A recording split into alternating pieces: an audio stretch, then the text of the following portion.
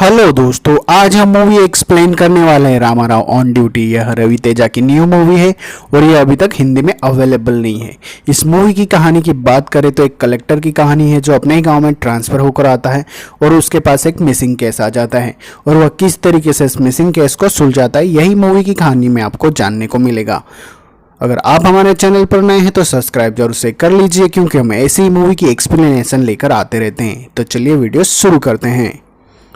कहानी की शुरुआत में हमें दिखाया जाता है रामा राव को, जहां पर उस पर कुछ दंगे हो रहे होते हैं। वह उन्हें रोकने की कोशिश कर रहा होता है। नेक्स्ट सीन में उसके सीनियर को दिखाया जाता है जो जिसे चोट लग जाती है। जब रामा राव अपने सीनियर से बात करता है तो उसका सीनियर उससे कहता है कि तुम अभी के लिए घर पर चले जाओ। किसानों के साथ जो अन्याय हुआ है उसके साथ हमारे जो एमएलए है वह सब कुछ सॉर्ट आउट कर लेंगे। नेक्स्ट सीन में एक आदमी को दिखाया जाता है जिसे रामा राव पीट देता है और कहता है कि इसी की वजह से सब शुरू हुआ। कहानी शिफ्ट होती है और हमें कोर्ट में दिखाया जाता है, जहां पर रामा राव के ऊपर गलत चार्ज लगाया जाता है। 13 टाइप के केस उस पर अवेलेबल होते हैं। जब वो कोर्ट के बाहर अपनी गाड़ी से उतरते हैं तो वहाँ पर बहुत सारे किसान होते हैं जो उसका सपोर्ट करने आए हुए होते हैं।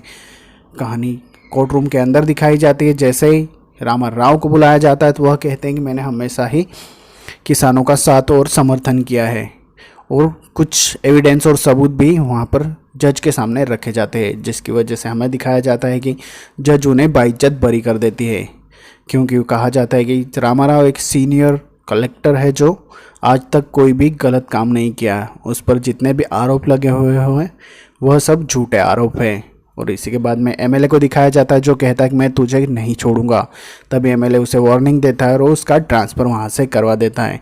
जैसे ही वो वहाँ से बाहर आते हैं तो बहुत सारे लोग और उसके सपोर्टर्स उन्हें कहते हैं कि आप हमारे लिए भगवान हैं। नेक्स्ट सीन में हमें रामा राव को दिखाया जाता है जो हमेशा लोगों की मदद करता है और हमेशा हर किसी को सपोर्ट करके चलता है। नेक्स्ट सीन में उसका ट्रांसफ़र हो रहा होता है, तभी उसके सास और ससुर यानी फादर इन लॉ उसकी वाइफ के मम्मी पापा आ जाते हैं और वह कहता है कि आप हमारे साथ चलिए, आप हमारे साथ ही रहेंगे। तभी हमें दिखाया जाता है कि रामा राव का जो सीनियर इंस्पेक्टर होता है वह उसके पास आता है और वह पूछता है कि आखिर तुमने दंगों को शांत कैसे किया। तभी रामा राव बताता है कि जैसे मैं वहाँ से निकल रहा था और जैसे मैंने देखा कि एमएलए के आदमी सिक्योरिटी के वेस में आकर लोगों पर अटैक कर रहे होते हैं, तभी मैंने अंदर जाकर जितने भी एमएलए के आदमी थे उन्हें बुरी तरह से पीटा। और इसी के बाद में जितने भी वहाँ पर किसान थे उन्हें मैंने कहा कि मैं तुम्हारे साथ हूँ, घबराने की कोई ज़रूरत नहीं है। इसी के साथ में वहाँ पर जितने भी लोगों को उसने पीटा। नेक्स्ट सीन में जब रामा राव अपने गाँव में ही आ जाता है और अपने घर पर पहुँचता है तो वहाँ पर उसके छोटे भाई आनंद को दिखाया जाता है, उसके फादर को, और उसकी सारी पूरी फैमिली भी वहीं पर होती है। तभी हमें दिखाया जाता है कि उसके आने की वजह से गांव में फंक्शन रखा जाता है। तभी हमें गांव के कुछ 4 लड़कों को दिखाया जाता है जिसे इंस्पेक्टर यानी हवलदार उन्हें परेशान कर रहे होते हैं और ज़बरदस्ती ले जाने की कोशिश कर रहे होते हैं। तभी वहाँ पर रामा राव आ जाता है और उन हवलदार को डांटते हुए कहता है कि मैं तुम्हें सस्पेंड करवा दूंगा, इन लोगों को छोड़ दो। तभी हवलदार जाकर अपने सीनियर इंस्पेक्टर केशव के पास जाता है और वह कहता है कि सर, कोई आया है जो हम पर केस करने की बात करता है। तभी इंस्पेक्टर डायरेक्टली जाता है और वह कहता है कि कौन हो तुम। तो रामा राव उसे कहता है कि वह इस जिले का कलेक्टर है, अगर तुमने लोगों को परेशान किया तो मैं तुम पर इंक्वायरी और बिठाऊंगा। यह सोचकर केशव वहाँ से डर जाता है और अपने हवलदार साथियों को लेकर वहाँ से चला आता है। नेक्स्ट सीन में अपने 4 दोस्तों के साथ में रामा राव बात कर रहा होता है और वह कहता है कि अब मैं ड्यूटी ज्वाइन करूंगा। जैसे ही वह आता है अपने ऑफिस और वहाँ पर सभी कर्मचारी यानी उसके जितने भी स्टाफ होते हैं उन्हें इकट्ठा करके वह कहता है कि किसी भी तरीके से गलत इलीगल काम नहीं होगा। नेक्स्ट सीन में रामा राव और उसका भाई आनंद जा रहे होते हैं और तभी एक बूढ़ा रास्ते में मिल जाता है और आनंद उससे बदतमीजी से बात करता है। नेक्स्ट सीन में केशव को दिखाया जाता है जो अपने स्टाफ यानी उसके हवलदार जो होते हैं वह उन्हें कोई माल ढूंढने के लिए कहता है जो 4000 किलो है। नेक्स्ट सीन में हमें दिखाया जाता है कलेक्टर ऑफिस में बार बार कोई मालिनी नाम की लड़कियों उनसे पत्र लिखती है यानी लेटर लिखती है। तभी रामा राव उस लेटर को लेकर मालिनी से मिलने पहुंचते हैं और वह देखते हैं कि मालिनी की एक बेटी है और आपस में बात करते हुए पता चलता है कि उसका पिताजी यानी सुरेंद्र 1 महीने से लापता है। वह इंस्पेक्टर के पास कंप्लेंट भी कर रही थी लेकिन उन्होंने कुछ जवाब नहीं दिया। तभी कहानी फ्लैशबैक में जाती है और हमें बताया जाता है कि रामा राव और मालिनी एक साथ पढ़ते थे। मालिनी रामाराव को पसंद करती थी और रामाराव भी उसे पसंद करता था। दोनों एक दूसरे में प्यार था, लेकिन आगे की पढ़ाई करने के लिए रामाराव चला गया और इसके बाद में जब वह वापस आकर लौटा है तो डायरेक्टली उसका फादर वो लड़की देखने के लिए ले जाता है। जब वह लड़की को देखता है तो उसका नाम नंदिनी होता है और वह गुस्से से आकर वहाँ से बाहर निकल जाता है, क्योंकि वह अपने पिताजी से कहता है कि वह नंदिनी से शादी नहीं कर सकता क्योंकि वो मालिनी से प्यार करता है। और तभी उसके फादर उसे मालिनी क्या शादी हो चुकी है यह बात बताता है। जब रामाराव उससे मिलने जाता है तो मालिनी कहते हैं कि वो अपने पापा की वजह से किसी और से शादी कर लिए, प्लीज़ तुम अब मुझे भूल जाओ। यह कहकर रामाराव वहाँ से चला जाता है। तभी आपस में बाप बेटे बात कर रहे होते हैं और वह बताता है कि उसका हस्बैंड कितने दिनों से लापता है। तभी हमें केशव को दिखाया जाता है जहाँ पर मालिनी को लेकर रामाराव उसके पास पहुँचता है और केस फाइल करने के लिए कहता है, लेकिन केशव उसे कह देता है कि फाइल ऑलरेडी केस चल रहा है और हम इनके पति को कहीं से भी ढूंढ निकालेंगे। और बाद में जाने के बाद में वो उनकी बुराई करने लग जाता है और तभी वापस अचानक से वहाँ पर रामाराव वापस आ जाता है और वह कहता है कि चाहे कुछ भी हो जाए, अगर तुमने ये केस सॉल्व नहीं किया तो मैं तुम पे इंक्वायरी बिठाऊंगा और तुम्हें कुत्ते की तरह मेरे ऑफिस के चक्कर कटवाऊंगा। यह वार्निंग देकर वहाँ से वह चला जाता है। नेक्स्ट सीन में मालिनी के हस्बैंड की शादी का एल्बम देख रहे होते, वहाँ पर उसे वेणु नाम का एक दोस्त होता है, वह उसका फ़ोटो मिलता है और वह बताती कि इनसे ही मिलने वह 1 महीने पहले गए थे। नेक्स्ट सीन में जब रामाराव वेणु के घर पर पहुंचते हैं तो उसके पिताजी मिलते हैं। उसके पिताजी बताते हैं कि मेरा बेटा तो दुबई सेटल हो गया और वह दुबई है और वह जाने के लिए कहते हैं। जब वह जा रहे होते हैं और तभी जब रामाराव वहाँ से वापस जा रहा होता है तो पास में एक दूसरा घर होता है, वहाँ पर जाकर वह चेक करता है तो उसे एक गाड़ी का नंबर प्लेट मिल जाता है। वह वहाँ से निकलकर उस गाड़ी के नंबर की डिटेल्स निकलवाता है। तभी उसका दोस्त उसे बताता है कि यहाँ से इस नंबर प्लेट की गाड़ी चेक पोस्ट पार करके गई है। नेक्स्ट सीन में जब वह 8 दिनों के बाद अपने घर आता है और खाना खा रहा होता है तभी उसके पिताजी और उसकी फैमिली उसे कहते हैं कि तुम मालिनी के हस्बैंड को ढूंढ रहे हो और उसकी वजह से गांव वाले गलत नज़र से देख रहे हैं। लेकिन तभी रामाराव उन्हें बताता है कि मैं उस अकेले आदमी के लिए नहीं दौड़ रहा हूँ, बल्कि उसके साथ 20 दूसरे और लापता लोग हुए हैं। उन 20 फैमिलीज़ का क्या, यह कहकर वह अपनी फैमिली को समझाता है। नेक्स्ट सीन में जब रामाराव मुरली के पास पहुंचता है, सारे सबूत और एविडेंस वो उन्हें दे देता है और वह कहता है कि ठीक है सर, हम अब अपना काम करेंगे। तभी रामाराव जब वापस वहां से आ रहा होता है तभी रास्ते में उसकी गाड़ी पंचर हो जाती है और सामने बस से टकराने वाली होती है कि तभी वह अपनी गाड़ी के कंट्रोल कर लेते हैं। लेकिन इस गलती के कारण वहाँ पर जैसे ही वह बस खाई में गिरने वाली होती है, लेकिन रामाराव वहाँ पर जाकर सभी जितने भी लोग होते हैं यानी उन्हें बचा लेता है। इसके कारण वहाँ पर मुरली आ जाता है और वह कहता है कि तुम्हारी वजह से इतने लोगों की जान खतरे में गई है, इसी वजह से तुम पर अब मैं इंक्वायरी बिठाऊंगा। और इसी के बाद में कलेक्टर के ऊपर इंक्वायरी बैठती है और उसे 6 महीने के लिए सस्पेंड कर देते हैं, यानी वह 6 महीने तक घर बैठेगा, उसके बाद जॉब स्टार्ट करेगा। नेक्स्ट सीन में हमें दिखाया जाता है कि वो अपने दोस्तों के पास जाता है और वह कहता है कि मुझे तुम बताओ कि लाल चंदन के बारे में तुम क्या जानते हो।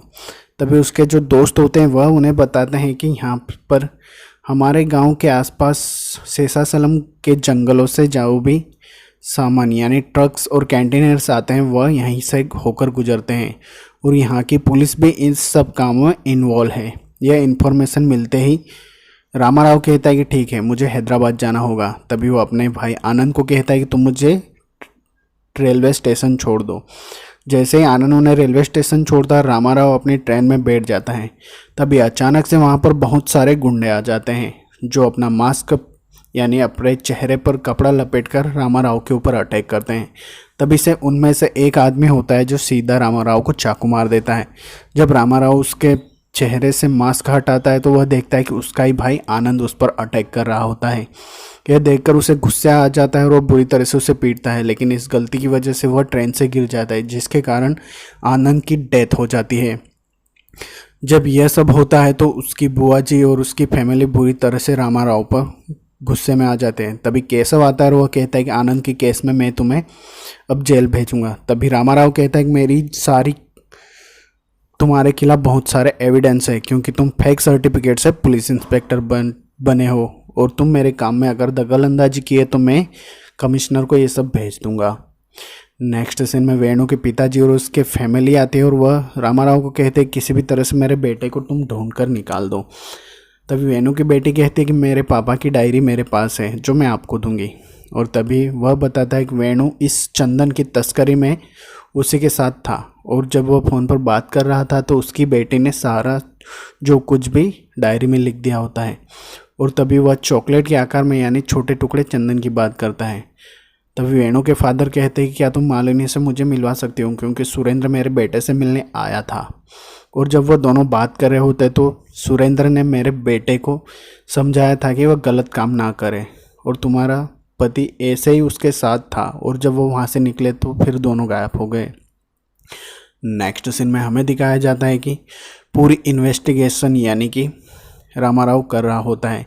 वह रेलवे स्टेशन पहुंचता है क्योंकि उस रात उसके भाई ने उस पर अटैक किया था। रामाराव फोन बूथ के पास जाता है और वहां पर उस रात की सारी भी कॉल डिटेल्स निकलवाता है और अपने दोस्त को कॉल करके बताता है कि इस नंबर के बारे में सारी डिटेल्स ना पड़ेगा। तभी वह उसका दोस्त सारी डिटेल्स लेकर वह रामाराव के पास पहुंचता है और वह बताता है कि यह नंबर बहुत ही बड़े आदमी का है, अगर तुम उसके पीछे गए तो बहुत बड़ी प्रॉब्लम होगी। यह नंबर एसपी देवानंद का है और वह कहता है कि उसके नंबर से मैं तुम्हारा फ़ोन कनेक्ट करवा दूंगा, वो जो कुछ भी बात करेगा वह तुम्हें पता चल जाएगा। और उसके घर के पास जाकर उस टेलीफोन लाइट में उसका फ़ोन जॉइंट कर देता है जिसके कारण उस पर जितनी भी कॉल्स आती है वह पूरा रामाराव सुन लेता है। और वह बताता है कि आनंद को उसी ने भेजा था जो उस पर अटैक कर सके।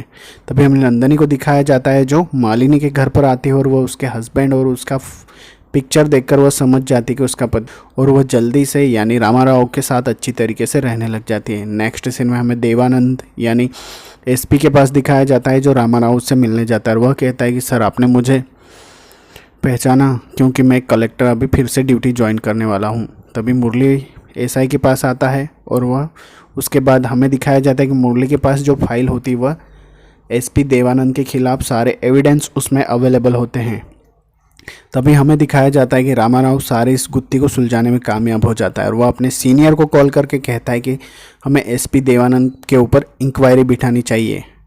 तभी हमें देवानंद को दिखाया जाता है जिसके पास उसका पीए आता है और वह कहता है कि सर हमें उस माल का पता चल गया है। और तभी हमें दिखाया जाता है कि देवानंद जहाँ पर शेषाचलम के जंगलों में जो मजदूर वहाँ पर चंदन की तस्करी कर रहे होते हैं वहाँ पर अपने आदमी ले जाकर उन पर अंधाधुंध शूट आउट करवा देते हैं और अपने सारे सबूत मिटवा देते हैं। तभी न्यूज़ में हमें दिखाया जाता है कि वहाँ पर बहुत सारे लोगों को मार दिया गया है।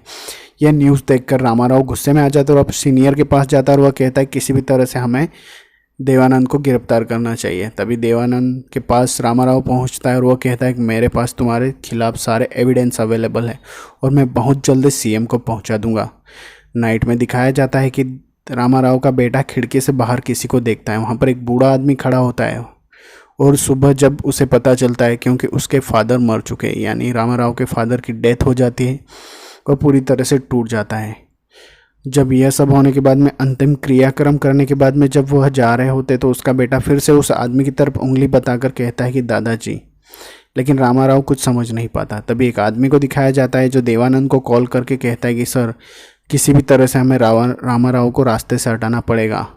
तभी रामाराव को दिखाया जाता है जो अपनी फैमिली के साथ जा रहा होता है, मार्केट में होता है। तभी उसका बेटा एक बूढ़े आदमी को देखता है और वह कहता है कि दादाजी, और तभी वह एक दुकान पर रामाराव पहुंचता है। तभी उसका दोस्त वहां पर आ जाता है और उससे बात करने लगता है। तभी अचानक से वहां पर कुछ विलन्स आ जाता है जो रामाराव पर अटैक करते हैं। रामाराव धीरे धीरे करके वहां पर जितने भी विलन्स आते हैं उन्हें पीट देता है। तभी एक आदमी उसे फोटो दिखाता है जिसने उसे मारने भेजा है। तभी उस आदमी को दिखाया जाता है वह बूढ़ा आदमी जो उसे पहले मिला था और वो उसे सारी सच्चाई बताता है। तभी वह केशव को कॉल करता है और वह कहता है कि सब कुछ रेडी रखना क्योंकि मैं आ रहा हूँ। तभी रामाराव को दिखाया जाता है जो अपने सीनियर के पास पहुँचता है और वह सच्चाई बताता है। वह कहता है कि मेरा भाई आनंद जो ये चंदन की तस्करी कर रहे थे उन लोगों से चंदन चुराता था और इनका जो मेन लीडर है वो हांगकांग से इन्हें ऑपरेट करता है। वह सारे सबूत मेरे पास है और हम देवानंद को पकड़ सकते हैं। और वह इस तरीके से वह बूढ़ा आदमी का बेटा भी मेरे भाई ने उन्हें मार दिया था और यह इनका पूरा गिरोह था जो वीराता नाम के आदमी के लिए काम करता था।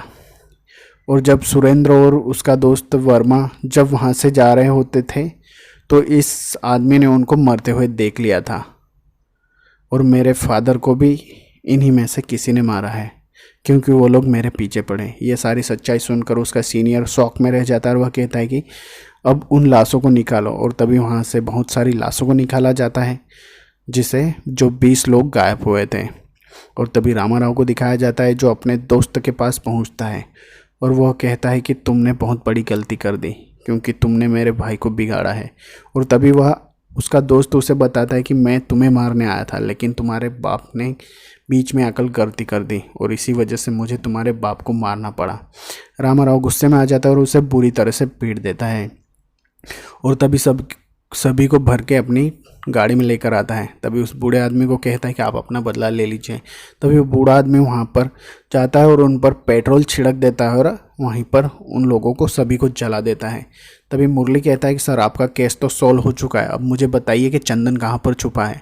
तभी रामाराव जितने भी 20 आदमी मिसिंग हुए थे उनकी फैमिली को बुलाकर उनकी डेड बॉडी उन्हें वापस लौटा देता है। नेक्स्ट सीन में हमें दिखाया जाता है वीराता नाम के जो उनका मेन लीडर होता है, जो चंदन की तस्करी करता है, उससे मुरली मिलने पहुंचता है और वो कहता है कि सर मैंने आपका माल ढूंढ लिया है। और वो आदमी बताता है कि केशव ये माल तुमने नहीं ढूंढा, रामाराव ने ढूंढा है, मुझे सब कुछ पता था कि इसके पीछे कौन है।